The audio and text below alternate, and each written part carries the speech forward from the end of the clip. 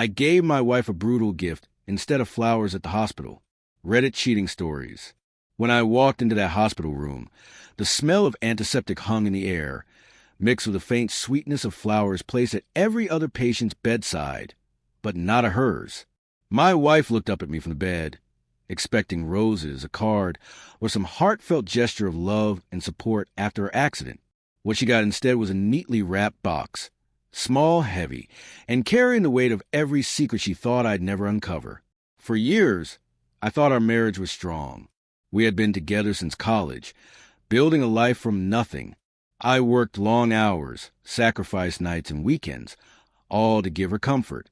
She had always been my safe place, the person I thought would never betray me. But behind that warm smile and gentle touch was a storm I didn't see coming. It started with little things. Late-night texts, sudden girls' nights, and excuses that didn't quite add up. At first, I brushed it off. I told myself I was paranoid, overworked, maybe even insecure. But deep down, a nagging voice wouldn't let me rest. So I started watching, checking small details, and slowly, the truth revealed itself. My wife was having an affair. Not just a one-time mistake, but a full-blown relationship.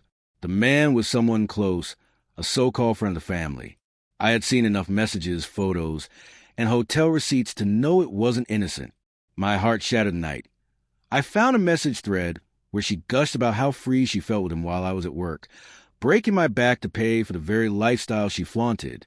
The night of her accident was when everything came together. She had been out late, supposedly at a friend's dinner. In reality, she was meeting him. On her way back, she crashed her car. Nothing life-threatening, but bad enough to land her in the hospital for a few weeks. That was my moment. She thought I'd show up with flowers, kisses, and forgiveness. But I had other plans. The box I handed her wasn't filled with chocolates or a card. It was a printed photo album. Every page contained evidence. Screenshot of her texts, pictures of her with him, receipts, even candid shots I had hired a private investigator to get. Every lie she'd told was laid out in black and white, neatly organized for her to flip through while lying in that sterile hospital bed. Her face drained of color as she opened it. Her hands trembled, her eyes darting to mine, searching for mercy, for a chance to explain. But I didn't give her that chance.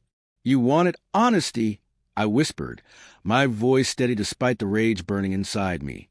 "Here it is. This is your gift.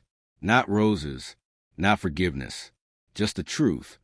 She broke down, sobbing uncontrollably, clutching the album like it was a lifeline. The nurses peeked in, but I waved them off. This was between us. For once, she couldn't spin lies, couldn't escape. She was trapped with the reality she had created. I turned to leave, but before walking out, I placed divorce papers on the side table. "Sign them when you're ready," I said, "because when you get out of here, there won't be a home waiting for you. Not with me." Walking away was the hardest thing I've ever done. For 20 years, she had been my everything. But in that moment, I realized something powerful. Love without respect is poison. I had given her everything, and she chose betrayal. So now I was choosing myself. In the months that followed, life wasn't easy. Friends took sides. Whispers followed me everywhere, and loneliness crept in during quiet nights. But slowly the fog lifted. I started rebuilding, new routines, new goals, even new friendships. The pain lessened, replaced by a strange sense of freedom. The biggest lesson I learned? Forgiveness isn't always about the other person. Sometimes, it's about setting yourself free from the chains of someone else's lies. My brutal gift wasn't meant to destroy her. It was meant to end the facade, to finally put the truth in the spotlight. Looking back, I don't regret it. That hospital room was where I closed one chapter of my life and opened another. And if anyone hearing this story is trapped in a relationship built on lies, I want you to remember, you don't have to stay. You don't have to keep watering dead flowers. Sometimes the most brutal gift you can give someone who betrays you is the truth and the strength to walk away.